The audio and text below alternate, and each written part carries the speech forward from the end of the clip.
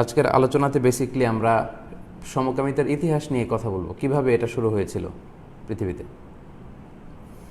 এবং সমকামীদেরকে যে আল্লাহ তাআলা ধ্বংস করেছেন এটা নিয়ে কথা বলবো। ইসলামী শরিয়ার দৃষ্টিকোণ থেকে এই সমকামিতার অবস্থান কোথায়, ইসলাম এটাকে কীভাবে দেখে এটা নিয়ে কথা বলবো।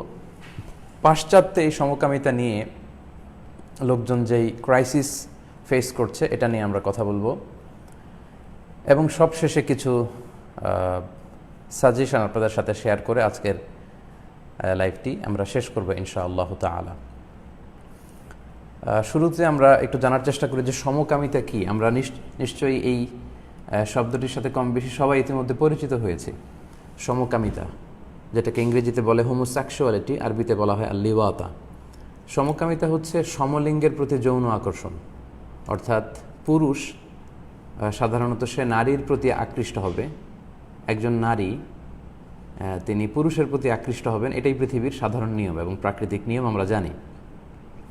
কিন্তু সমকাম বা এই সমকামিতা বা হোমোসেক্সুয়ালিটি হচ্ছে একজন পুরুষ নারীর প্রতি যৌন আকর্ষণ বোধ না করে সে আরেকজন পুরুষের প্রতি এই অ্যাট্রাকশনটা সে ফিল করবে। এবং একজন নারী স্বভাবতই পুরুষের প্রতি আকৃষ্ট হওয়ার কথা, কিন্তু সেটা সে না হয়ে একজন নারী হয়েও নারীর প্রতি তিনি আকৃষ্ট হবেন। এই ব্যাপারটাকে বেসিক্যালি বলা হয় সমকামিতা। এবং এই সমকামিতা সর্বপ্রথম লূত আলাইহিস সালাম ওনার সময়কালে এই ঘৃণ্য পাপ কাজটি শুরু হয়েছিল।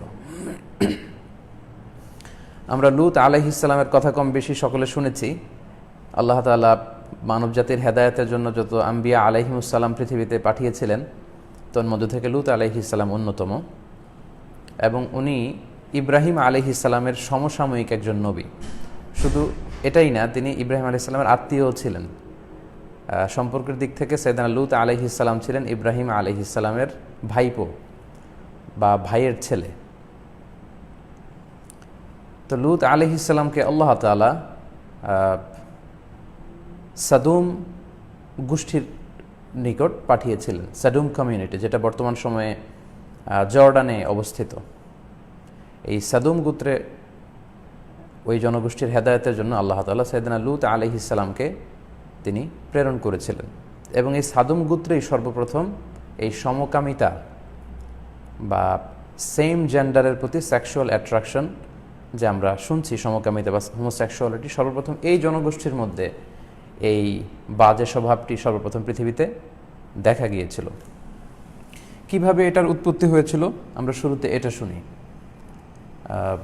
তাফসিরে কুরতুবী সহ অন্যান্য আরও অনেক তাফসিরে এসেছে যে এই আইডিয়াটা মূলত মানুষের মাথা থেকে আসেনি, এটা এসেছে শয়তানের মাথা থেকে। অর্থাৎ এই বাজে ঘৃণ্য স্বভাবের আইডিয়াটা এটা স্বয়ং ইবলিস হিমসেলফ এই আইডিয়াটা জেনারেট করেছিল। তাফসিরে এসছে যে যুবকের আকৃতিতে ইবলিস শয়তান সে মানুষের আকৃতিতে এবং সুশ্রী যুবক বা বালকের আকৃতিতে সে সাদুম কমিউনিটির কাছে এসেছিল। এবং তৎকালীন সময়ে জর্ডানের এই সাদুম কমিউনিটি ফলে ফসলে সবুজ শ্যামলিমায় ভরপুর ছিল। কৃষিজ পণ্যের জন্য এই এলাকাটা খুব বিখ্যাত ছিল। ফলে পৃথিবীর বিভিন্ন জায়গা থেকে লোকজন খাদ্য দ্রব্য শস্য এগুলো সংগ্রহ করার জন্য সাদুম গোষ্ঠীতে আসতো। তো শয়তান ইবলিস সে মানুষের ছদ্মবেশে, একজন সুশ্রী যুবকের ছদ্মবেশে, বালকের সুন্দর ধবধবে ফর্সা একটা বালকের আকৃতি নিয়ে এই গোত্রের পুরুষদের কাছে আগমন করে এবং এসে তাদের সাথে যখন কথা বলে তখন সবাই তাকে খুব মায়া করতে লাগলো, আদর করতে লাগলো যে এত সুন্দর ধবধবে ফর্সা একটি শিশু বা যুবক। তখন শয়তান, মানুষরূপী শয়তান তাদেরকে বলল যে তোমরা যদি আমার সাথে এমন এমন অপকর্ম করো, এমন এমন কাজ করো তোমাদের যৌন চাহিদা বা জৈবিক চাহিদা নিবৃত্ত করার জন্য, আমার সাথে এটা তোমরা করতে পারো, আমি কারো কাছে বলবো না। তো তখন সাদুম কমিউনিটির ওই অধিবাসীর লোকজন এটা শুনে তারা শকড হলো, অবাক হলো যে এটাও হতে পারে, একজন পুরুষও কি সেক্সুয়ালি একজন পুরুষের প্রতি অ্যাট্রাক্টেড হতে পারে। তারা অবাক হলো। কিন্তু শয়তানের প্ররোচনায় এবং ওই যুবকের, ওই ছোট্ট বালকের, কোনো বর্ণে এসেছে যুবক, কোনো বর্ণে এসেছে বালক, তার সুশ্রী চেহারা দেখে এবং শয়তানের টেম্পটেশন প্রভোকেশনে তারা রাজি হয়ে গেল এবং রাজি হয়ে এই ছোট্ট ধবধবে শিশুটির সাথে তারা এই যৌন অপকর্ম করতে শুরু করে দিল। তো প্রায়ই শয়তান সুশ্রী বালকের আকৃতি নিয়ে তাদের কাছে আসতো এবং তারাও শয়তানের সাথে, এই যুবকটির সাথে বা এই বালকটির সাথে এই অপকর্ম করতে আরম্ভ করলো। করতে করতে তারা এক ধরনের আনন্দ বা মজা পেতে লাগলো। তো শয়তান দেখলো যে যখন তারা অভ্যস্ত হয়ে গিয়েছে, এই বদ স্বভাবটি যখন তারা নিজেদের মধ্যে হ্যাবিচুয়েটেড করে নিয়েছে, শয়তান এটা বুঝতে পারলো যে আমি যদি এখন আর নাও আসি এদের কাছে, এই পাপ কাজ থেকে তারা আর থামবে না, তারা এটা নিজেদের মধ্যে কন্টিনিউ করবে। তখন শয়তান হুট করে একদিন আশা বন্ধ করে দিল। আশা বন্ধ করে দেওয়ার পরে তারা তখন এতটাই এই বাজে কাজের প্রতি আসক্ত এবং অভ্যস্ত হয়ে গিয়েছে, তারা নিজেরাই নিজেদের সাথে এই কাজগুলো করতে শুরু করলো, অর্থাৎ এক পুরুষের সাথে আরেক পুরুষের যৌনকর্ম। বলে আইয়াযু বিল্লাহ, নাউযু বিল্লাহি মিন যালিক। তো তখন তারা তাদের কমিউনিটির মধ্যে সুশ্রী যুবক বা বালকদেরকে খুঁজে খুঁজে এই পাপ কাজ করতে আরম্ভ করলো। এবং শুরুতেই বলেছি যে এই এলাকাটি কৃষিজ পণ্যের জন্য খুব বিখ্যাত হওয়ার কারণে বিভিন্ন জায়গা থেকে শস্য সংগ্রহের জন্য কিন্তু অনেক লোক এখানে আসতো। ফলে আগন্তুক যারা বণিক, ব্যবসায়ী বা মুসাফির, তাদের মধ্য থেকে যদি সুন্দর সুশ্রী কোনো যুবক তারা পেত, তাদেরকে তারা আক্রমণ করত। এভাবে এই বদ খাসলাতটি, এই বদ অভ্যেসটি লূত আলাইহিস সালামের যে জনগোষ্ঠী, তাদের মধ্যে ব্যাপক হারে ছড়িয়ে পড়তে লাগলো। এবং পবিত্র কালামুল্লাহ মাজিদ আমাদেরকে কনফার্ম করেছে যে এই পৃথিবীতে লূত আলাইহিস সালামের কওমের আগে বা ওনার জনগোষ্ঠীর আগে, এলাকাবাসীর আগে পৃথিবীতে কেউই এই পাপ কাজটির সাথে পরিচিত ছিল না এবং কেউই এই পাপ কাজটি তারা জীবনে কখনো করেনি। সূরাতুল আরাফের ৮১ নম্বর আয়াতে আল্লাহ তাআলা এই বিষয়টি কনফার্ম করেছেন। আল্লাহ বলছেন যে ওয়ালুতান ইয ক্বালা লিকওমিহি আতাতুনাল ফাহিশাতা মা সাবাকাকুম বিহা মিন আহাদিম মিনাল আলামিন। হে নবী, আপনি স্মরণ করুন লূত আলাইহিস সালামের কথা, যিনি তার জাতিগোষ্ঠীকে ডেকে বলেছিল যে তোমরা কি অশ্লীল কাজটি করছো। তার মানে কোরআন কনফার্ম করছে এই কাজটি অশ্লীল একটি কাজ। তোমরা কি করে এই অশ্লীল কাজের সাথে জড়ালে, এবং তোমাদের আগে পৃথিবীতে তো কেউ কখনো এই কাজটি করেনি।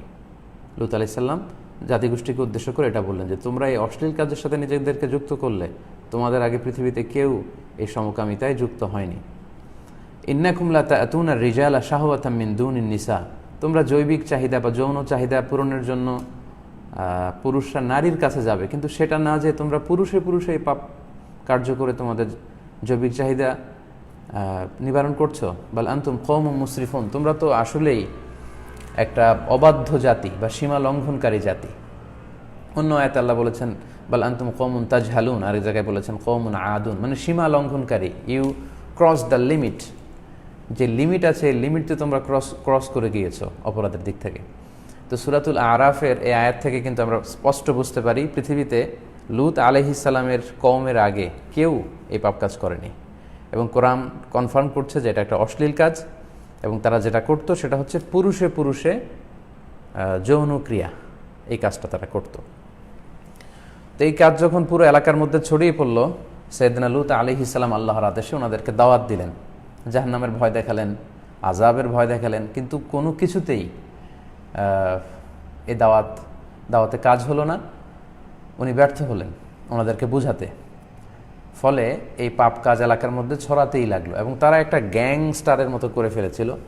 তারা বিভিন্ন জায়গায় সুশ্রী সুন্দর যুবক বা বালক সেখানে আছে শুনলে তারা সেখানে যে হামলা করত এবং অনেকটা অত্যাচার করে ওই যুবকের সাথে বা বালকদের সাথে তারা এই সমকামিতা চর্চা করত। তো সাইয়েদনা লূত আলাইহিস সালাম তিনি আযাবের ভয় দেখালেন, শাস্তির ভয় দেখালেন, কিন্তু কোনোটাতেই কোনো কাজ হলো না। ঠিক তখন আল্লাহ তাআলা এই সাদুম কমিউনিটিকে ধ্বংস করে দেওয়ার সিদ্ধান্ত নিলেন, যে তারা কোনোভাবেই যখন এই পাপ কাজ থেকে নিবৃত্ত হচ্ছে না, আল্লাহ তাআলা চাইলেন যে তাদেরকে একেবারে সমূলে ধ্বংস করে দিবেন। এবং ফেরেশতা পাঠালেন লূত আলাইহিস সালামের কাছে যে তোমরা যাও, যে সাইয়েদনা লূত আলাইহিস সালামকে বলো যে আমি এই জাতিটাকে, যারা এই পাপ কাজের সাথে, ঘৃণ্য কাজের সাথে নিজেদেরকে যুক্ত করেছে, তাদেরকে আমি ধ্বংস করে দেওয়ার সিদ্ধান্ত নিয়েছি। তো ফেরেশতারা তারা আবার সুশ্রী সুন্দর যুবকের আকৃতি নিয়ে সাইয়েদনা লূত আলাইহিস সালামের কাছে পরিচয় গোপন করে মেহমান হয়ে ওনার বাসায় আসলেন। ফেরেশতারা যখন সুন্দর সুশ্রী যুবকের আকৃতিতে লূত আলাইহিস সালামের মেহমান হয়ে বাড়িতে আসলেন, এলাকার ওই গ্যাংস্টারদের কাছে খবর পৌঁছে গেল যে লূত আলাইহিস সালামের বাড়িতে কিছু সুন্দর যুবক মেহমান হয়ে এসেছে, চলো। তাদের সাথে আমরা এই পাপ কাজ করি। তারা এসে লূত আলাইহিস সালামের বাড়িতে হানা দিল। তো সাইয়েদনা লূত আলাইহিস সালাম অনেক করে বোঝানোর চেষ্টা করলেন, এবং এই কথাগুলো কিন্তু আল্লাহ তাআলা খুব সুন্দর করে কোরআনে কোট করেছেন। সূরা হুদের ৭৮ নম্বর আয়াতে আল্লাহ এই বিষয়টি উল্লেখ করেছেন। সেখানে লূত আলাইহিস সালাম তার জাতির এই লোকদের সাথে কথাবার্তা বলছেন বা কনভারসেশন করছেন। আল্লাহ বলছেন যে ক্বালা ইয়া কওমি হাউলাঈ বানাতি হুন্না আতহারু লাকুম। লূত আলাইহিস সালাম তাদেরকে বললেন যে দেখো, আমার ঘরে আমার মেয়েরা আছে এবং এই মেয়েরা তোমাদের জন্য বেশি পবিত্র। তোমরা চাইলে আমার মেয়েদেরকে বিয়ে করো, বিয়ে করে তোমাদের জৈবিক চাহিদা পূরণ করো, কিন্তু ওয়ালা ফাত্তাকুল্লাহ, আল্লাহকে তোমরা ভয় করো। ওয়ালা তুখজুনি ফি দয়ফি, এই মেহমানদেরকে তোমরা অপমান করো না, কারণ এই যুবকগুলো আমার বাড়িতে মেহমান হয়ে এসেছে, আর মেহমানের সম্মান রক্ষা করা এটা আমার উপর কর্তব্য বা দায়িত্ব। আমার মেহমানকে তোমরা অপমান করো না। আলাইসা মিনকুম রাজুলুর রশিদ, তোমাদের মধ্যে কি একজনও ভালো লোক নেই? অনেকটা নিরুপায় হয়ে তিনি এই কমেন্টস করেছেন যে আলাইসা মিনকুম রাজুলুর রশিদ, তোমাদের মধ্যে বুঝবান একজন ভালো লোকও কি নেই যারা আমার এই কথাটি শুনবে, আমার ডাকে সাড়া দিবে? তো লূত আলাইহিস সালাম যখন অত্যন্ত পেরেশান হয়ে উঠলেন, তিনি যখন অত্যন্ত উদ্বিগ্ন হয়ে উঠলেন, তখন ফেরেশতারা এক পাশে লূত আলাইহিস সালামকে ডেকে নিয়ে বললেন যে হে আল্লাহর নবী লূত, আপনি চিন্তা করবেন না, আমরা মানুষ নই, আমরা ফেরেশতা। আমরা ফেরেশতা, আপনার এলাকার এই লোকেরা আমাদের কোনো ক্ষতি করতে পারবে না, বরং এই এলাকার উপর আল্লাহ তাআলা আযাব পাঠানোর সিদ্ধান্ত নিয়েছেন। এই খবর আপনাকে জানানোর জন্য এসেছি। তারা রাতে এসেছিলেন, আর ফেরেশতারা জানালেন যে আযাব পাঠানোর সময় হচ্ছে আগামীকাল সকালে। সো আর দেরি না করে আল্লাহ তাআলার কঠোর নির্দেশনা হচ্ছে আপনি সহ এই সাদম কমিউনিটিতে যত বিশ্বাসী লোকজন আছে তাদেরকে নিয়ে আপনি এলাকা ত্যাগ করুন, খুব দ্রুত এই কাজটি আপনি করুন। এই কথা যখন তিনি শুনলেন, তিনি আশ্বস্ত হলেন, এবং লূত আলাইহিস সালাম ওনার এলাকার বিশ্বাসী যারা আছে, বিশ্বাসী নরনারীদেরকে নিয়ে তিনি খুব দ্রুত রাতের বেলায় এলাকা ত্যাগ করলেন। এবং আল্লাহ তাআলার ঘোষণা অনুযায়ী সকালবেলা আল্লাহ তাআলা এই এলাকাবাসীর উপর যারা এই সমকামিতার মতো ঘৃণ্য পাপ কাজটির সাথে জড়িত ছিল তাদেরকে আল্লাহ তাআলা সমূলে ধ্বংস করে দিয়েছেন। এবং কি আযাব দিয়ে তাদেরকে ধ্বংস করেছেন সে কথাও কিন্তু আল্লাহ তাআলা পবিত্র কালামুল্লাহ মাজিদের সূরাতুল হিজরের ৭৪ নম্বর আয়াতে খুব সুন্দর করে বলেছেন, ফাজআলনা আলিয়াহা সাফিলাহা ওয়া আমতারনা আলাইহিম হিজারাতাম মিন সিজ্জিল। অর্থাৎ আমি জর্ডানের এই সাদুম এলাকাটাকে উলটপালট করে দিলাম, অর্থাৎ সাদুম এলাকার উপরের মাটিকে আমি নিচে ঢুকিয়ে দিলাম, নিচের মাটিকে উপরে তুলে দিলাম, মানে পুরো এলাকাটাকে আমি একেবারে উলটপালট করে দিলাম। আলিয়া ফাজআলনা আলিয়াহা সাফিলাহা, এটা ছিল তাদের শাস্তি। পুরো এলাকাটাকে আল্লাহ তাআলা তছনছ করে দিলেন। ওয়া আমতারনা আলাইহিম হিজারাতাম মিন সিজ্জিল, পুরো এলাকার মাটিকে উলটপালট করে আমি এর উপরে পাথরের বৃষ্টি নাজিল করলাম। আরেক আয়াতে এসেছে ওয়া আমতারনা আলাইহিম হিজারাতাম মিন সিজ্জিল মামদুদ, মামদুদ এমন পাথর আমি নাজিল করলাম যে পাথরের মধ্যে প্রতিটা সমকামীর নাম লেখা ছিল, এবং সেই পাথর এসে তাদের দেহকে ছিন্ন বিচ্ছিন্ন করে দিয়েছে। তো এইভাবে আল্লাহ তাআলা এই পুরো সাদুম কমিউনিটিকে এই বিশ্ব থেকে নিশ্চিহ্ন করে দিয়েছেন। তাদের পুরো জনগোষ্ঠীটাকে আল্লাহ তাআলা তাদের এই বদ অভ্যাসের কারণে, এই পাপ কাজের কারণে তছনছ করে দিয়েছেন। এই হচ্ছে সমকামীদের হিস্ট্রি, কিভাবে তাদের কার্যক্রম শুরু হয়েছে, কিভাবে তারা ধ্বংস হয়েছে, এবং গোটা বিশ্ববাসীদের জন্য নিদর্শন স্বরূপ আল্লাহ তাআলা আজও এই জায়গাটিকে রেখে দিয়েছেন।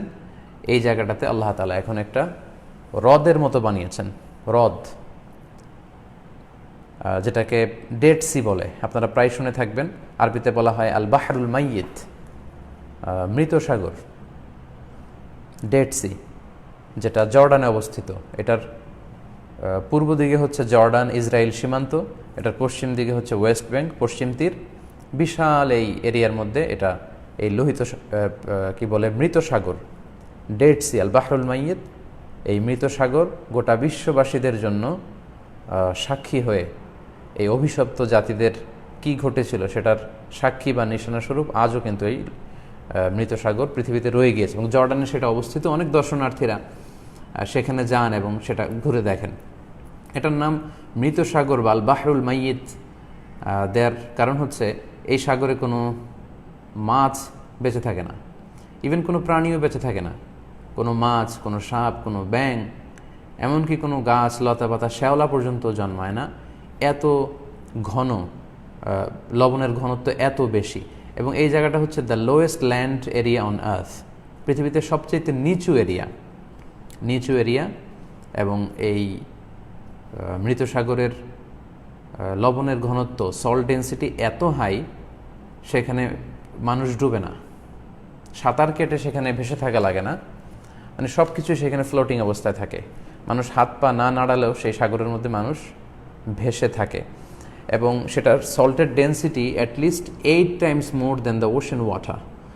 সাগরের যে লবণাক্ত পানি, এই পানির চেয়ে কম পক্ষে 8 গুণ বেশি লবণাক্ত পানি এই ডেড সির বা এই মৃত সাগরের পানির লবণাক্ত এত বেশি। অর্থাৎ আপনারা যারা কক্সবাজারে গিয়েছেন বা কোনো সমুদ্র সৈকতে গিয়েছেন, নিশ্চয়ই সাগরের পানি আপনাদের মুখে দেওয়ার অভিজ্ঞতা আছে, এবং আপনারা জানেন যে এটা কত লবণাক্ত।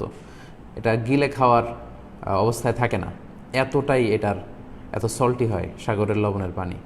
তো ডেড সির যে পানি, এই সাগরের পানি সাধারণ সাগরের লবণাক্ত পানির চেয়ে কমপক্ষে 8 গুণ বেশি লবণাক্ত। ফলে আপনি কল্পনা করতে পারেন যে জায়গাটা কত ভয়ঙ্কর। এটা আযাবের জায়গা, এটা গজবের জায়গা।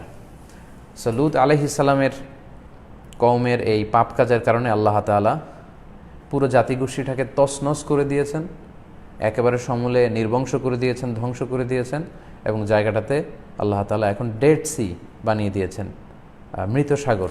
সেখানে কোনো গাছপালা জন্মায় না, সেখানে কোনো মানুষ ডুবেও না, সেখানকার সল্ট ডেন্সিটি এত হাই। তাহলে পবিত্র কালামুল্লাহ মাজিদের আলোকে আমরা কিভাবে সমকামিতার উৎপত্তি পৃথিবীতে হয়েছিল, কোন জাতিগোষ্ঠীর মধ্যে হয়েছিল, এবং তাদের কি ভয়ঙ্কর পরিণতি হয়েছিল, এটা আমরা জানতে পারলাম।